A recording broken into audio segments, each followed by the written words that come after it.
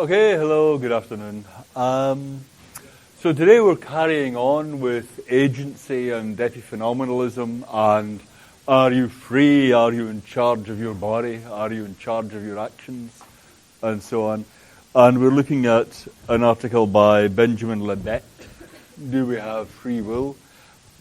Can I just ask, can you put up your hand if you've heard of Libet or the kind of stuff we're doing today before? One? Okay. And if you haven't heard of Libet before? Most people, okay. This stuff should really be much better known than it is. I don't really understand. It's pretty famous, but anyway. For next time, the reading that I've mailed round is a relatively technical scientific article by Patrick Haggard and people in his lab. I'm not, this is from just from last year. I'm not suggesting that you try to master every word of this article. In fact, I would strongly suggest that you do not try to master every word of this article. What I think would be good if you just glanced at the conclusions, maybe the initial abstract and the closing section, and skim it, try to get some sense of what's going on. Even if you don't do that, I will try to rehearse the main points and lecture anyway. But okay, that's not being sent round. Most of these articles, you really should try and spend a lot of time on them. The Haggard article, I am not recommending you spend a lot of time on it. Not because it's not important, I think it is important, but because it's a science article. Most of that stuff's kind of technical stuff. Who cares? The important thing is the bottom line. That's what makes it important. It's not the details of the argument that are so important. Okay. So just to go over where Huxley had got to, Huxley's point was that there can be a lot of complex, coordinated, goal-directed activity in the absence of consciousness. The frog walks, hops, swims, and goes through his gymnastic performances quite as well without consciousness and consequently without volition. But Huxley said, nonetheless, there's still a sense in which the frog is free, namely, no one else is making the frog do what it does. No one else is stopping the frog doing what it wants to do. And I guess the note we ended on last time was that that's a very limited sense of freedom. Ordinarily, we want much more than that. Not just the absence of someone restraining us or making us do stuff. What we want is to be in charge. We want for our decisions, for our intentions, our plans. We want for that stuff to be what's making things happen. But then the argument is, if you can do all this complex coordinated activity without consciousness, why think that consciousness is ever what's making things happen? I said there are simple ways in which I was actually trying to remember the physiologist who told me this thing, that a human on a treadmill will continue to walk. Well, he said even if decapitated, even if in the absence of consciousness. I don't know how he established that. I know physiology is an experimental science. There must be some way. Anyway, I leave that as homework. But in a way, it's been the lesson of a lot of psychological work since around 1980. There's been an explosion of work showing people are capable of doing all kinds of complex activities without consciousness. I mean, if you take something like just deciding to pick something up, there are cases of blind sight where someone with blind... Put up your hand if you've heard of blind sight. Okay, some. Will you guys keep me straight if I get this right? Blind sight, the patient gets a bash to the back of the head, and vision travels from the eyes to the back of the head, and then it spreads out in different directions back through the brain for more processing. And people with blind sight get damage to the visual system at the back of the head in such a way that one half of their visual field has got no conscious experience in it. You try to report what's going on in the left side of your visual field, and you can't report anything. You ask the patient, tell me what I'm holding up in the left side of your visual field, and the patient says, I can't see a thing. You say, is it upright? Is it horizontal? Is it a square? Is it round? What is it? And the patient says, I don't know. I can't see anything there.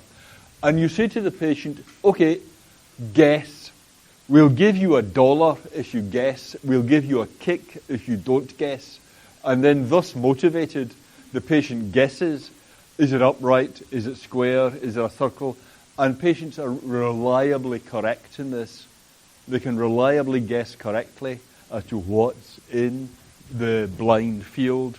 And if you say, well, reach for it, try to pick it up, the patient will reach their hand in the right direction with the hand shaped properly to grasp the thing, even though they have no awareness there. So in blind sight, you have patients who, without the benefit of consciousness, are capable of complex, goal-directed, perceptually guided actions. And that raises the natural question, maybe when the consciousness is there, it isn't actually helping you in your actions. I was reading a dramatic example of, there's motion blindness, a syndrome where the patient can't see movement. The patient, in effect, gets a sequence of frozen images of the scene around them. So life for such a patient is very frightening. In a way, it's worse than ordinary blindness, because you have a scene like this, and then suddenly, a moment later, everything has changed. People have moved. Water pouring out of a jug seems to be frozen, and then suddenly there's no movement there at all. I was reading a report of a set of studies being done in one of these patients with motion blindness, by an experimenter who, in his own life, is a keen cricketer. He had a cricket ball lying around. He tossed the cricket ball to the patient, just casually, and she grabbed it. She got it. Right? So motion blindness should mean you can't do that, right? You have no conscious experience of the movement of the ball. All you're getting are these frozen images. But she caught the ball just fine. So what these cases are showing you is that consciousness seems to be an add-on extra. So Huxley's line of thinking has really been developed and extended a lot in the last, since 1980, in the last 30, 40 years. Okay? But Libet's line of argument is sharper and more focused. We tend to think of conscious thinking as executive control. If you think of the body as an organization, I mean, this is a random sample of the structure of an organization with the CEO right at the head, and then there are various vice presidents, managers, and so on in different branches. The CEO says, let it be so. The vice presidents scramble to make it so. Down the chain, everything happens to make it so. You have the yes men, you have the nodders, all down the line, scurrying to make it so. That, at any rate, was a traditional picture of an organization. And that's the picture that we tend to have of ourselves, right? That's the picture of your own conscious thoughts. Here is the body, this mighty organism. I am in charge. I say, I wish to raise my hand. For that to happen, all kinds of brain systems have to swing into play. But I got to say, I got to be in charge and make it happen. If you're a dualist like Descartes, and you think there's two kinds of stuff, the ectoplasm and the physical stuff, then what you want is that the ectoplasm is in charge of the physical stuff. The ectoplasm is making it all happen. So you form a conscious intention. I'm going to grasp the controls here. The conscious intention kicks into action the brain processes. The brain processes make the action happen. That's what freedom is. That's what being in charge is. Your conscious intentions are the CEO in charge of the whole thing. That's in a dualist picture. The conscious intention comes from outside the brain system. But we also talked about physicalism.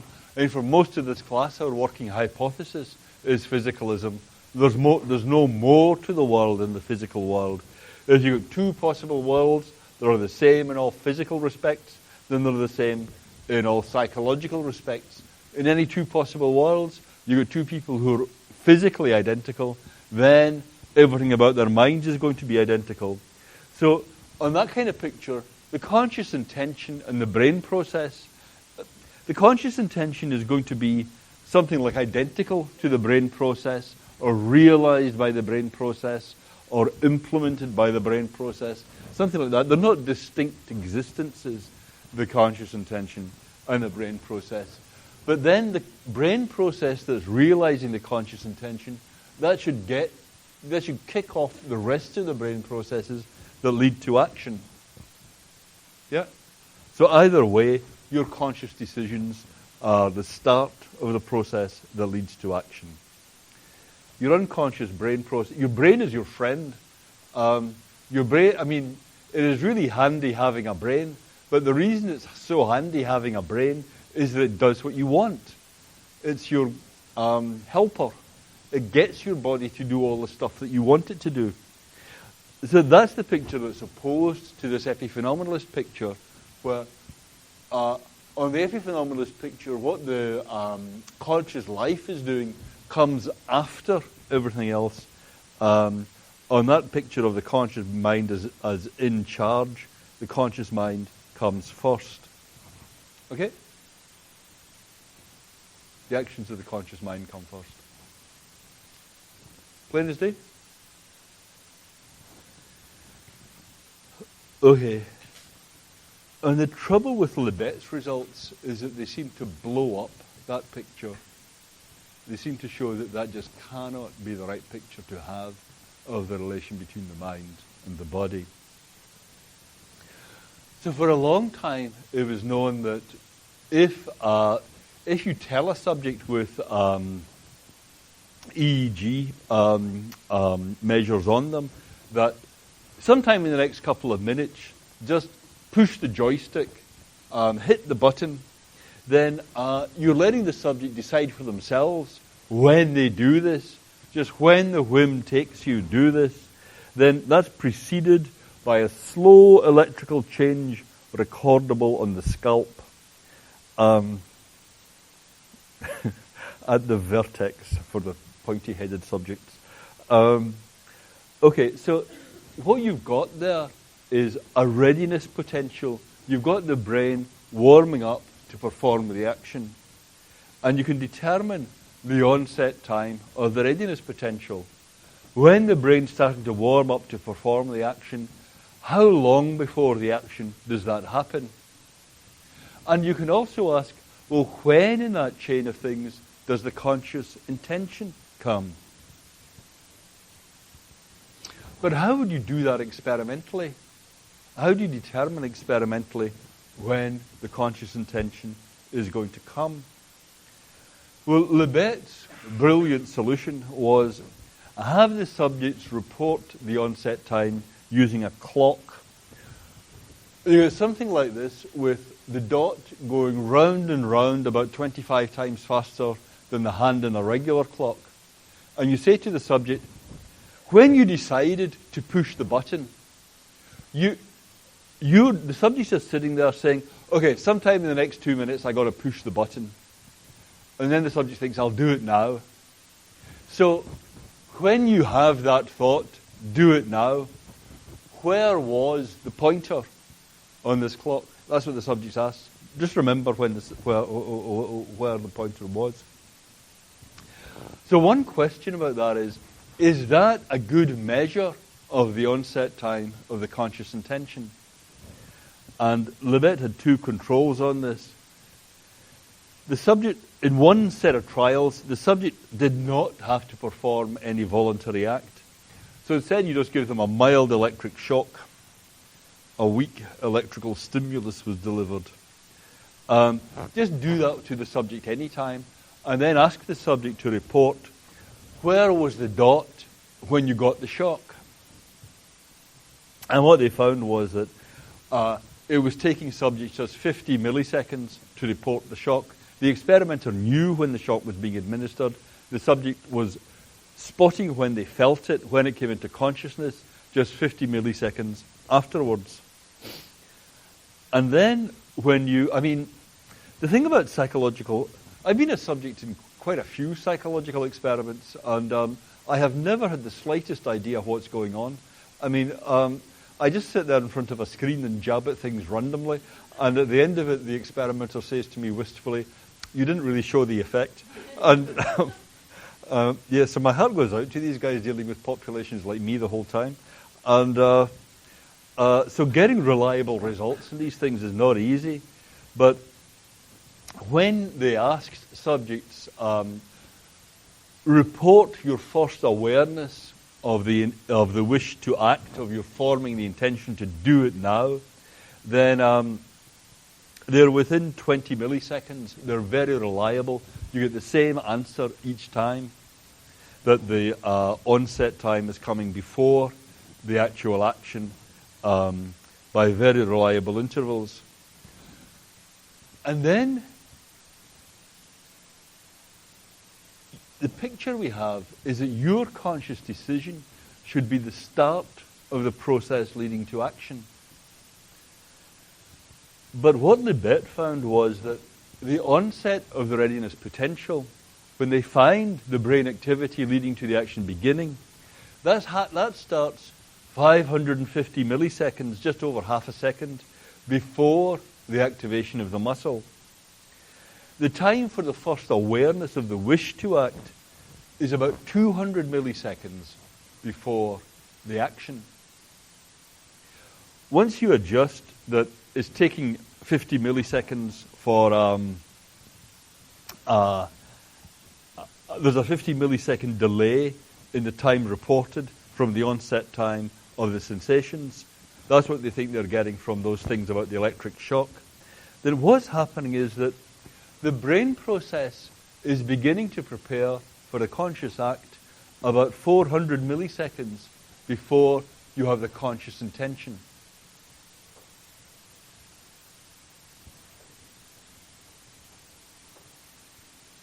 So that might not sound very striking, but when you think about it, that is really dramatic. What's going on is that you're sitting there thinking, sometime soon I'm going to press this button. Then your brain starts up. 400 milliseconds later, you form the conscious intention. I'll do it now. And then you act. So your conscious intention was not initiating the process. Your brain was initiating the process. The conscious intention kicked in later. So motor readiness potentials are coming before you forming the intention to act. So your conscious intention isn't the source of the movement. So just to be absolutely clear here, you have the subject waiting to push the button, all hooked with their brain, all hooked up to the EEG. They're using the clock on the screen to report the time of their conscious intention. The guy watching the EEG knows in advance of the subject's awareness of the conscious intention, they're going to do it now. You see what I mean? Your brain is making the decision. You are just coming along later, saying, yeah, I want to do that. So the natural picture here is that what's going on is that these cell firings that cause the action, they kick in first. They cause the action. The conscious intention comes along later, and it doesn't actually affect the action directly. Now, since Libet put that result out, it drew a ton of further work. I mean, it's still going on. What we'll see on Friday is it's still going on in a very lively way today. But one of the things about it is 400 milliseconds is pretty short, right? That's 0.4 of a second. And the other thing about it is when the brain is just showing these warm-ups, you might think, well, that's just your brain getting ready for you to do all the work, to do the intention. You haven't really decided anything at that point. So here are some results that were reported in Nature Neuroscience for 2008. Libet actually anticipated the possibility of this kind of result in his article, in the article we're looking at. But these guys found there were two specific regions in the frontal and parietal cortex that had considerable information that predicted the outcome of a motor decision the subject had not yet consciously made. So in their experiments, a subject is being asked, push the lever to the left or to the right. Whichever one you like is your call.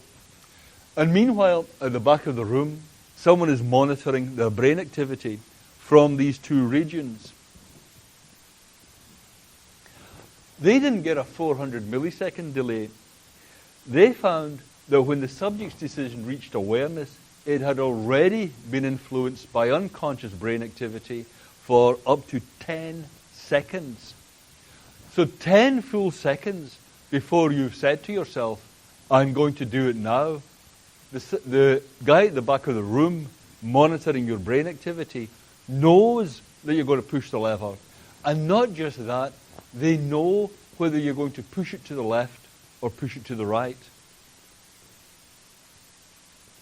You haven't consciously made the decision. 10 seconds before you consciously make the decision, the guy looking at the brain activity knows which way you're going to push it. That prior activity is not the unspecific preparation of a response. Instead, it specifically encodes how the subject is going to act. So presumably you could generalize that for just anything you do, anything you say. Someone with monitoring your brain would know before you do what you're going to do. So that means that something like this picture just has to be correct. The conscious intention isn't driving everything else. The conscious intention is not in charge of the whole process. All that's happening is that the brain is deciding, push it to the right or push it to the left. Then there's this ongoing, there are these ongoing waves of brain activity to implement that decision, push it to the right. You, at a relatively late stage in the process, get the conscious intention, make the conscious decision, let's move it to the right. But that wasn't what determined, is it going to the right or to the left? The brain activity did that. So you are not in charge of your actions. That's what the result means. And there's a flood of similar results coming out. Haggard, in his 2011 review of this, said this is a general trend in the neuroscience of volition. Although we may experience that our conscious decisions and thoughts cause our actions, these experiences are in fact based on readouts. That's what your conscious life is. It's a readout of brain activity that is going on prior to, independently of, your conscious decisions. You get readouts, and it's those networks of brain activity that control voluntary action.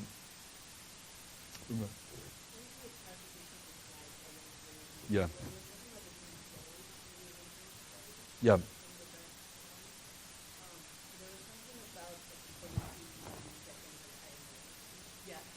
Yeah. I think what they mean there is that the variance of the times within the group. I mean, if you're like me in an experiment, just jabbing, right, then you're going to get a lot of fluctuation in what the times are.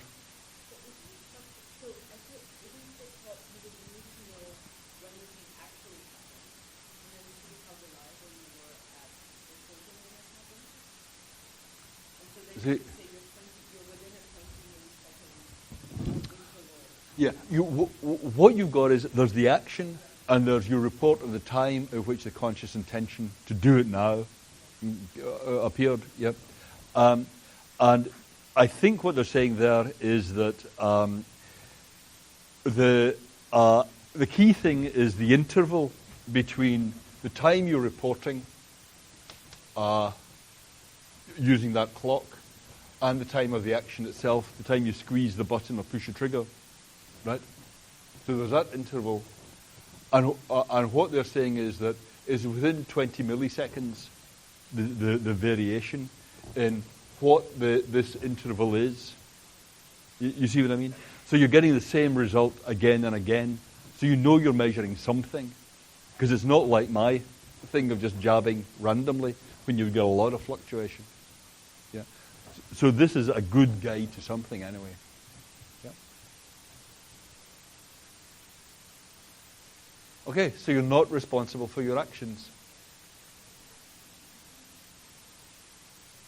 I mean, that is what it means, right? That is the result, yeah.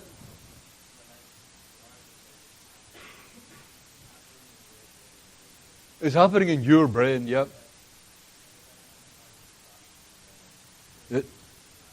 It's my unconscious processing, that's right, but I'm not in general responsible for my unconscious processing. I mean, if you and I are in an elevator and someone hits my, you know, there's that thing on your knee where you, yeah, do I need to do more of a demonstration than that? Yeah, you know, you hit that thing in your knee and the foot jerks up. Yeah. If I say to you, oh, when I kicked you there, that wasn't my conscious intention. Someone just jabbed me in the knee and my foot jerked. Yeah. Then that's okay. If you believe me, then I'm off the hook.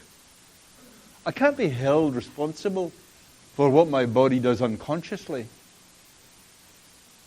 If someone, you know, if someone says to you, "Stop coughing for God's sake," yeah, I mean, the whole point is it's not under the control of your volitions. Yeah, that's why it's so unfair. Isn't that right?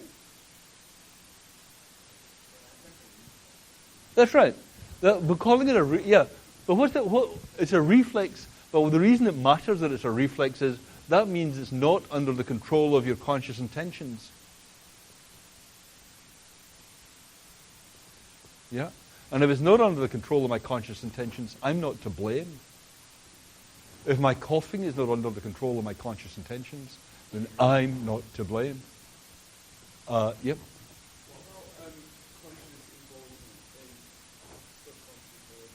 Conscious involvement. So, like, for this month, we should have a very little reaction to loud sound. Yep. Okay.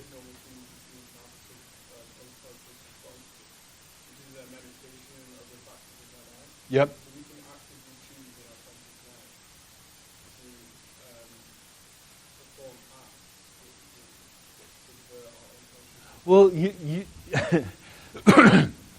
the Buddhist monks might be under the illusion that what's going on in their conscious mind is causing everything else to happen. But in this picture, what is happening is that all the decisions are being made at the brain level, the level of the unconscious brain. These come first. After the brain has made that decision, the Buddhist monk will get a readout of it. Hey, I think I'll go in for sustained meditation here, or sustained contemplation here. That came after the brain decision. Yeah, it wasn't the cause of what happened next. Yeah. Similarly, in general. And you can't be held to blame. And you can't be given praise for stuff that happened unconsciously out of the control of your intentions. Yeah?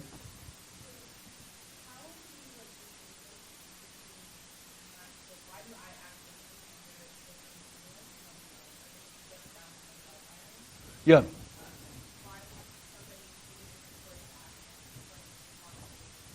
Well, because your brain is different to somebody else's.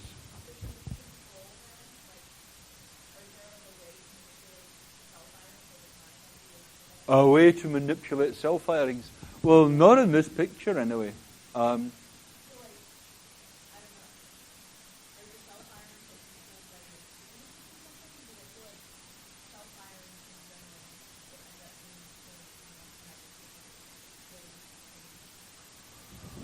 Right. Well, if you take a sea slug or a cockroach or something like that, yeah, the way you can, things which I imagine are not conscious, even if cockroaches are conscious, somehow you don't really want to know about it. You know, you don't really want to know what it would be like in there. So suppose they're not conscious, you can still condition cockroaches in different ways. Yeah. So the two cockroaches would behave quite differently in response to the same stimulus. So the human brain is vastly more complex. Yeah? So it can be conditioned, learn in many different ways, in ways that have nothing to do with consciousness. Yeah.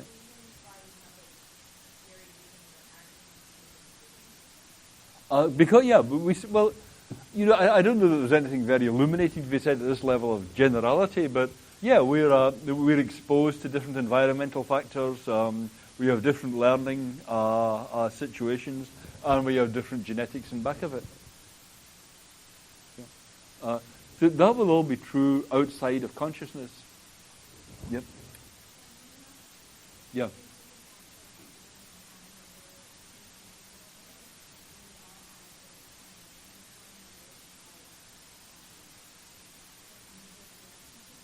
Yeah.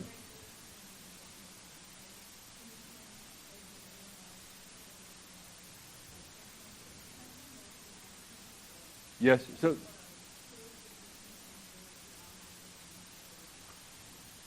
Well, you'll just be exposed to different environmental stimuli. I mean, one of you puts a hand in the fire, the others don't. You'll react differently to fires afterwards. And not necessarily because of any difference in your conscious lives. Yeah.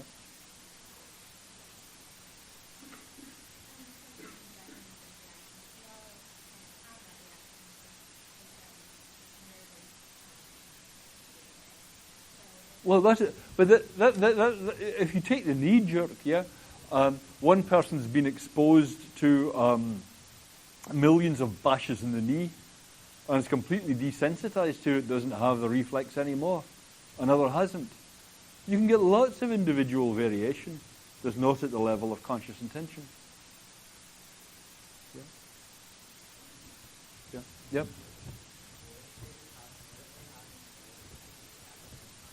What if what happens both at the exact same? Sorry.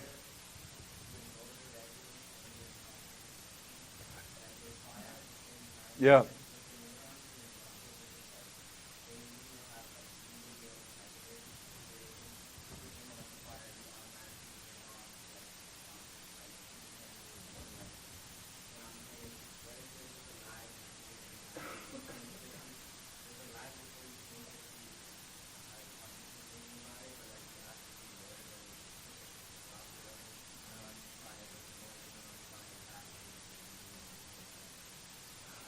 I think that's pretty good. I'm not sure I got all that, but just the first way you put it, if the readiness potential happened at exactly the same time as the conscious intention, yeah, then that wouldn't be a problem. You would just say that readiness potential, that is the conscious intention.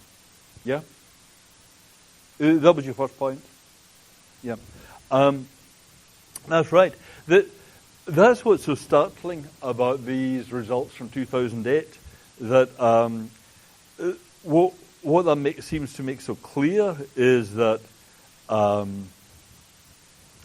unconscious brain activity, move to the right or move to the left, has been entrained 10 seconds before the awareness of a conscious decision. And I guess the argument there is there might be some lag between the conscious intention and your report of it.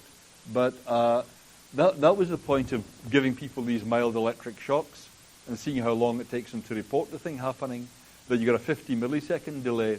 But that's a tiny delay compared to this kind of time lag. Yeah. Yeah.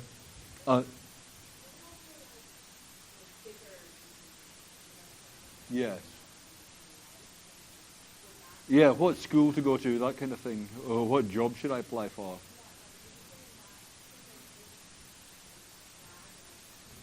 Yeah. Yeah. It's much harder to study these experimentally. Yeah. But in a way you might think that's actually more likely. People say, well, why did I decide to go to Cal rather than Harvard? Well, I didn't really have a conscious reason for doing that. Just in my heart, you say, I knew it was the right thing. You see what I mean? But you don't really mean in your heart. I mean, what's your heart got to do with it? I mean, really. It was your brain. It's another way of saying my brain made me do it. My brain chose Cal. Right? Not some conscious reasoning. In your brain, yeah, your brain made it for you, pre-consciously. Yeah? That's what people say, don't overthink it. Go with the flow. That means just do what your brain is telling you. Don't kick up a lot of fuss. So the two things are, one is that these complex decisions are harder to study. That's why Libet and his colleagues are starting out with these simple push-a-button kind of things. But a priori, just thinking about it, it's not obvious that these complex decisions would be more likely to be consciously influenced than the simple thing of decide whether you're going to push it to the right or the left. Yeah. Sorry, you had a question? Yeah. Crime, yes.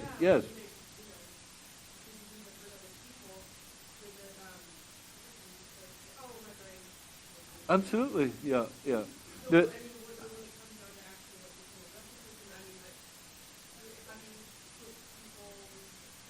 That's right. About 30 years ago, I had a conversation with a policeman that, this was someone I was talking to casually, he wasn't arresting me or something, but he was saying to me, what do you do? And I was telling him, and he said, what do you think about sociology? He said, not much of a subject, that, is it? And as we talked, it became clear that the reason he detested this was that it seemed to him like whenever he got someone in court, some authority would pop up saying, well, it was his brain, or it was his background, or it was genetic, that made him do it. He said, my attitude is, you did that, you're nicked. But what I mean is this trend to say it wasn't the conscious life that caused it, that's been going on for a long time now. That is a big trend. And this really just crystallizes it and says that's the general case. Yeah, we're not going to be able to hold people to account for their actions in the way that we commonsensically think. That's why this stuff is so revolutionary. It seems so technical when you're thinking about hundreds of milliseconds and so on, but it is really completely turning over the way we think about freedom and responsibility. Yeah. Yep.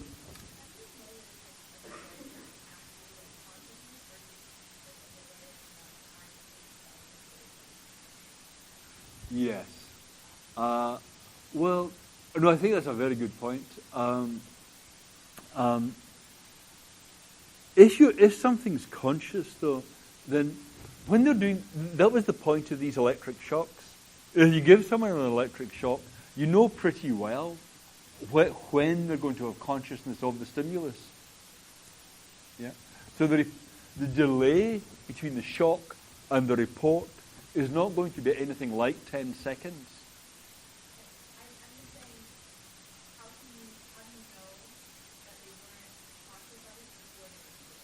Oh, conscious of it before they reported it. Well, before actually saying, I'm going to do it, that might take time. Yeah. But that's not remember, that's not what they're doing. They're just looking at this clock.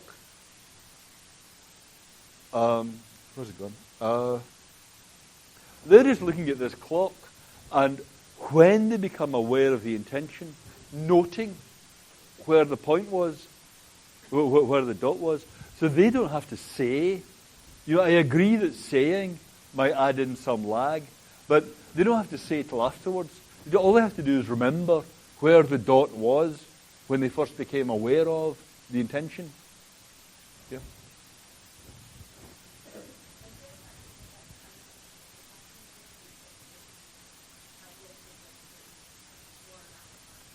Yeah. I agree, and I think that's extremely important. I once talked to someone who was one of the reviewers for Libet's initial article, and he said that was the big problem with it, the initial article, that so much is going on at once that you're doing this visual task of spotting where the dot is at the same time as you're pressing the button, and you're trying to introspect your conscious decision. There's all kinds of possibility for errors there, but the thing is that as these things have gotten deepened, these 10-second results take my breath away, really. It's very hard to explain that. Libet's 400 millisecond thing looks, well, maybe you can explain that away in some technical way. These huge delays are much harder to explain away like that, it seems to me. Yeah?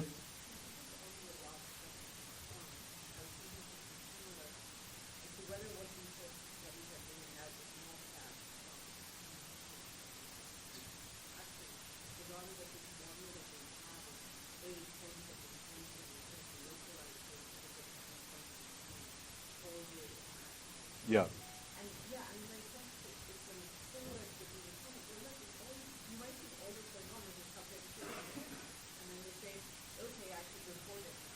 Yes.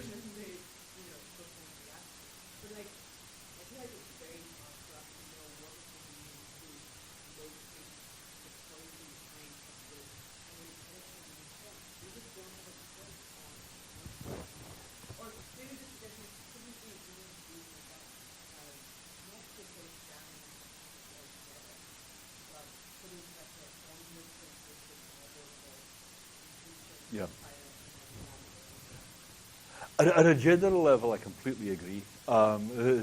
It really forces you to think very hard about what I mean by a conscious intention, and we'll come on to that on Friday. But remember that the original experimental design is just brilliant, I think, and they're just asking you to say, I mean, your task is just sometime in the next couple of minutes, sometime in the next 10 minutes, pick this up. And when you think to yourself, and keep your eye on this clock, and when you think to yourself, I'll do it now, remember where the thing is. I'll do it now, okay? What would be hard about that? I mean, it seems to have been set up in such a way that it's very easy. I mean, as I think to myself, all right, let's do it, I spot where the thing is.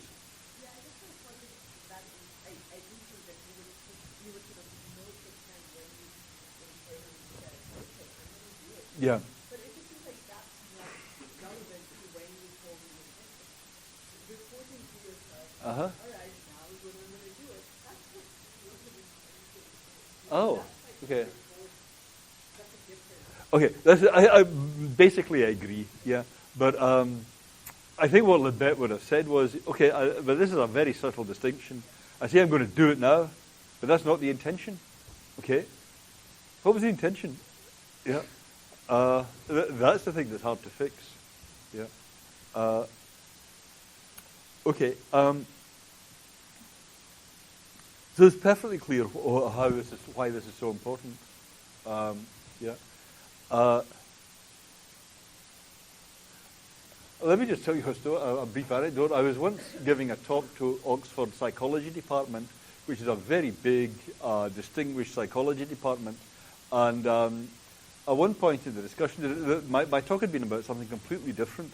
And at one point in the discussion, I said, but if that was true, then some kind of general epiphenomenalism would be true. Looking around the room, expecting everyone to be thinking, well, of course, that can't be right. And I suddenly realized from the frozen expressions on everyone's faces that it wasn't just that they thought epiphenomenalism might well be true. They take it that it's not just true, but has been demonstrated to be true by these kinds of experiments. Yeah, I mean, among people who know a lot of neuroscience, this is a very popular view. Yeah, this is a very serious view.